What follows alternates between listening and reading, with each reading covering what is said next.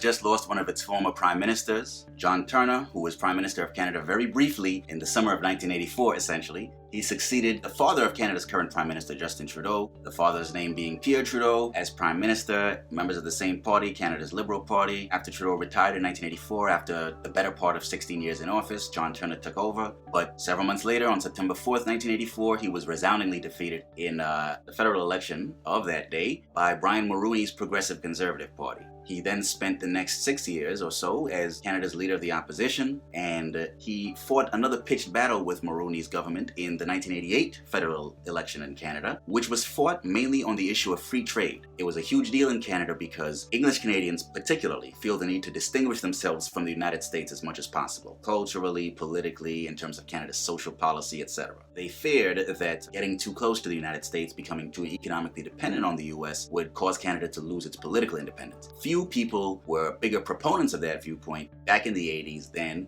John Turner. This election is a referendum on Canada's future. Here's how the question should be posed.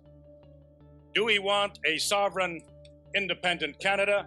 Yes or no? It seems John Turner stayed an opponent of free trade over the years, because when I met him in 2006, January 2006, he was still opposed to it. How did I meet him? I was a finalist in a competition called The Next Great Prime Minister. It was for young Canadians. We had to send in a 5-minute video explaining what changes and policy reforms we would introduce if we were Prime Minister of Canada. And so I made it to the final round, which was televised, and I was actually there in the studio with the other 4 finalists sitting across the stage from John Turner and several other former prime ministers of Canada. They were the judges in the final round. And what was cool about it was that John Turner and Brian Mulroney actually got into this rather cute debate again and again throughout the process of the final round, in which they argued back and forth with each other over the issue of free trade. It's long since been sort of accepted, and even the Canadian left has acquiesced in it, even though they were fiercely opposed to it back in 1988. Lately, it was thanks to Trump that the treaty was actually modified around the edges in a renegotiation. Nonetheless, John Turner stuck to his guns all those years later, and 18 years after the election was fought on that issue, he still threw some shots at Mulroney about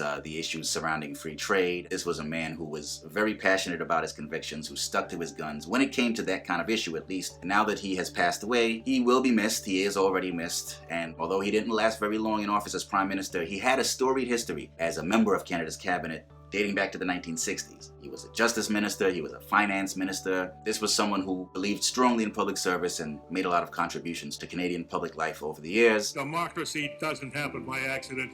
You gotta make it happen. So for that I say, Mr. Turner, rest in peace, rest in power. I salute you.